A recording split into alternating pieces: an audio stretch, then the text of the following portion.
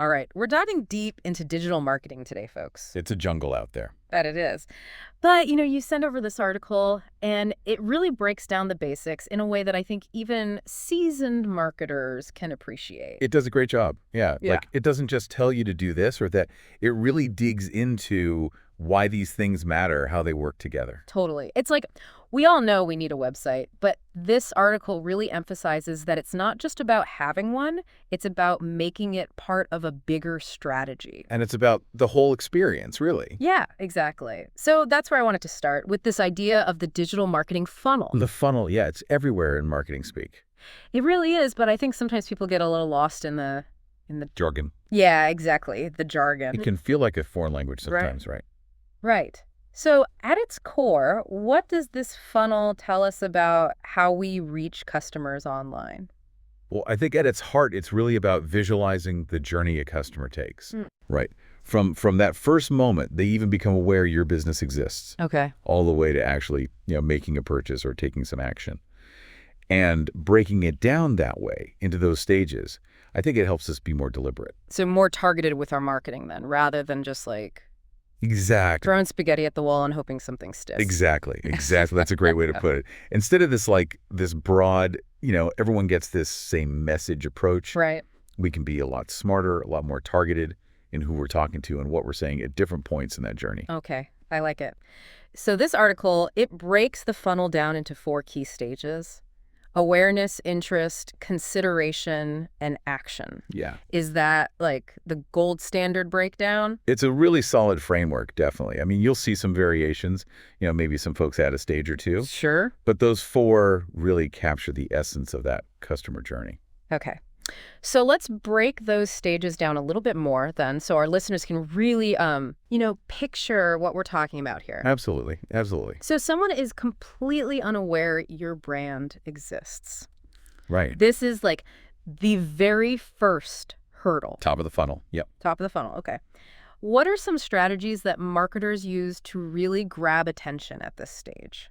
So this is where you see things like, display advertising, social media campaigns, influencer marketing, all coming into play. So it's about getting in front of those eyeballs. Yes. And it's less about the hard sell at this point Okay. and more about sparking that initial interest, making people aware that you even exist. So you're not necessarily expecting them to click buy now. Right, exactly. You want them to be intrigued, maybe click to learn more, Get them on your website, maybe. Exactly. You want to pique their curiosity. Okay, so now we've kicked their interest. They've clicked that ad. Yes. They've landed on your website. Now Oh, what? Now what? That's the million-dollar question, right? Right. Because they could just as easily click away. Oh, absolutely. Happens all the time. So how do we keep them engaged? This is where content marketing comes in, like really, really becomes crucial. Okay. And I feel like this is where some businesses, they drop the ball. Oh, big time. They spend all this energy getting people to the website and then crickets, exactly. There's nothing to see. It's like you invite someone to dinner and then you don't have any food. Exactly. That's the point. Yeah. So what are we serving up at this interest stage? What are we putting on their plate? So this is where you want to think about, valuable content, informative content, engaging content, blog posts, infographics, videos, Okay. things that really provide value, genuine value. So it's not just about selling at this point.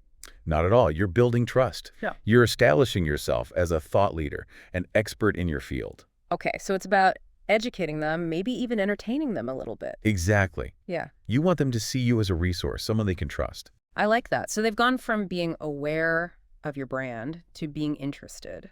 How do we move them further down this funnel? Right. So now they're sniffing around a bit. Yeah. Maybe they've downloaded a piece of content. Maybe they've signed up for your email list. Okay. Now we want to nudge them gently towards that consideration phase. This is where they're actively starting to think about making a purchase. Okay, so they're comparing you to your competitors, probably. Absolutely. They're shopping around. Yeah. So we need to make sure that we're staying top of mind. Okay, so how do we do that? This is where things like retargeting campaigns can be really effective. They looked at a particular product on your website. Right. Maybe they see an ad for that same product or a similar one pop up later as they're browsing Facebook or something. It's like you're reading their minds. Kind of. It's about being strategic and being where your customers are. Yeah. And this is also where email marketing can be really powerful. We can send them targeted content that speaks directly to their interests, maybe offer them a discount or a special promotion. Okay, so it's all about that personalization, making them feel seen and valued. Absolutely. Yeah. Exactly. And this is also where, those customer testimonials, those reviews, Oh, yeah? they become super valuable It's huge. because we all do it, right? Yeah. We want to see that other people have had a good experience before we're ready to, pull out our own wallets. It's that social proof, right? Exactly. It's Yeah. like, I'm way more likely to try a new restaurant if I see it's got like a bunch of 5-star reviews Right. than if I've never heard of it before. Even if it's got a fancy website, you know what I mean? Yeah, Yeah. totally. We trust other people's experiences, even if we don't know them personally. Totally. So, okay, we've nurtured this lead. We've got them interested. They're considering their options. They're on the verge. This is the moment of truth, right? The action stage. The action stage. So what needs to happen here to really seal the deal? Okay, so this is where user experience is everything, Okay. right? If your website's a pain to navigate or the checkout process is confusing, they're gone. It's like running a marathon and then tripping over your own feet right before the finish line. The worst. Oh. And it happens all the time online. Oh, all the time. People abandon their shopping carts, they get frustrated, Right. they go somewhere else. So yeah, making that experience as smooth and painless as possible is absolutely key at this stage. Okay. So we've covered the journey from awareness all the way to action.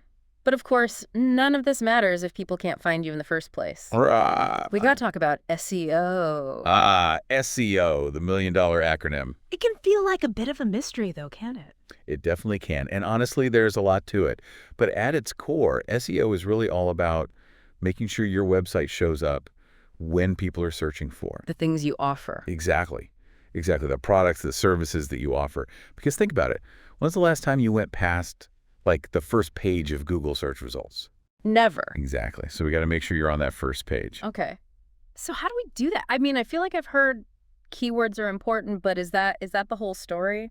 So keywords are definitely part of it, but it's a lot more nuanced than it used to be. It's not just about stuffing your website with as many keywords as possible anymore. Right, because that just sounds spammy. Exactly. These days, it's about understanding what people are actually typing into that search bar Okay. and why. What are they looking for? Exactly. What are they looking for? What's their intent? And then creating content that actually answers those questions. So it's less about tricking Google and more about actually being helpful, providing valuable information. Exactly. It's about understanding your audience. What are their pain points? What are their questions? Mm-hmm. And then becoming that trusted resource for them. So content and SEO, they really go hand in hand. 100%. Yeah. You can't really have one without the other if you want to be successful. Okay, so we're creating awesome content that answers people's questions, but how does Google even know to show it to them? Right. So there's a technical side to it too. Yeah. Making sure your website is structured in a way that search engines can easily understand and crawl. Crawl. Yeah, it's like Google sends out these little bots, right? Okay. And they basically scan your website, they look at your code, your content, Okay. and they try to figure out what your website's all about. Huh. So the more organized and well-structured your site is, the easier it is for those bots to do their job. So it's like giving Google a perfectly arranged library instead of just like a box of random papers. Exactly. Exactly. And that can make a big difference in how high you rank in those search results. Okay, so we've optimized our website, we're writing killer content, but the work doesn't stop there, does it? Nope. SEO is a marathon, not a sprint, my friend. Oh no, I'm not much of a runner. Well, get your metaphorical running shoes on because it's an ongoing process. You need to be constantly analyzing the data, seeing what's working, what's not working, Okay. and making adjustments along the way. So you're always adapting, always tweaking. Always. Because Google's algorithms, they're constantly changing too. It's like trying to hit a moving target. Exactly. So you got to stay flexible, stay informed about the latest best practices. Okay, so we've talked about search, but we can't forget about social media. I feel like everyone's on social media these days. Oh, absolutely. It's become such a powerful tool for businesses. It's not just about posting funny memes anymore, is it? No, definitely not. Although a good meme never hurts. But seriously, social media gives businesses this incredible opportunity to connect with their audience in a more personal, engaging way. Okay, so it's about building relationships, not just racking up followers. Exactly. It's about starting conversations, providing value, building a community around your brand. And it's about choosing the right platforms, too. Right, because they're not all created equal, are they? Not at all. I mean, you might have a completely different strategy for LinkedIn than you would for TikTok, for example. Totally. It's like you wouldn't show up to a black tie gala wearing ripped jeans and a t-shirt. Exactly. You got to dress for the occasion, know your audience, know the platform, and tailor your content accordingly. Okay, so we're being strategic about which platforms we're on, and we're creating engaging content that resonates with our audience. What else do we need to keep in mind when it comes to social media marketing? Well, it's important to remember that it's not a one-way street. Right? It's called social media for a reason. Exactly. Yeah. So engage with your followers, respond to comments, ask questions. Oh, okay, be a good listener. Exactly. People want to feel heard. They want to feel like they're part of a community. And don't be afraid to show the human side of your brand either. The authentic. Exactly. Because people can spot a fake from a mile away. So we've got search, we've got social, another big one, and maybe this one's a little old school. You're going to say email, aren't you? I am.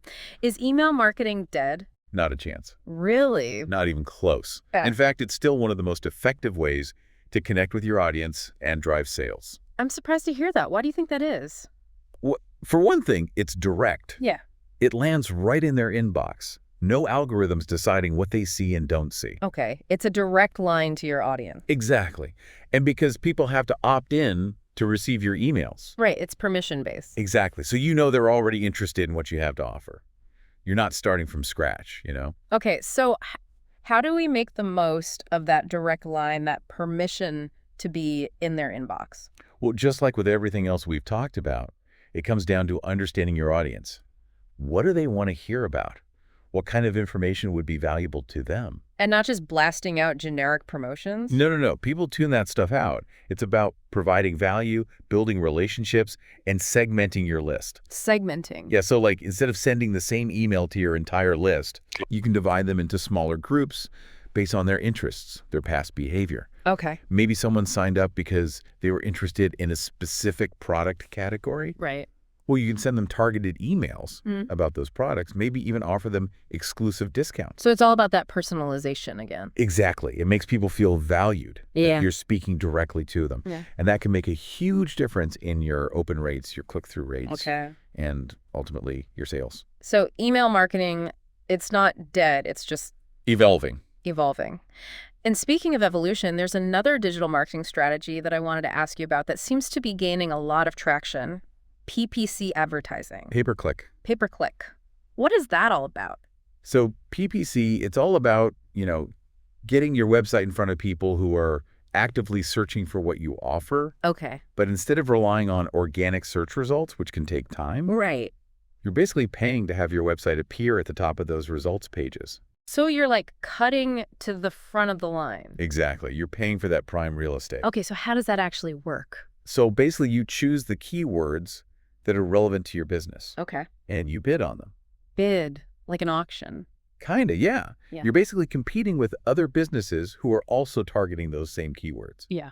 And the higher you bid, the more likely your ad is to show up at the top of the page. So it's like an auction, but instead of like a painting or something, you're bidding on keywords. Exactly. And every time someone clicks on your ad, you pay a small fee. Hence the name pay-per-click. Exactly.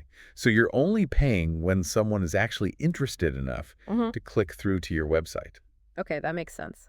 But it sounds like it could get expensive if you're not careful. It definitely can, which is why it's so important to be strategic about your targeting to make sure you're using the right keywords Okay. and to create compelling ad copy that will actually make people want to click. So it's not just about throwing money at Google and hoping for the best.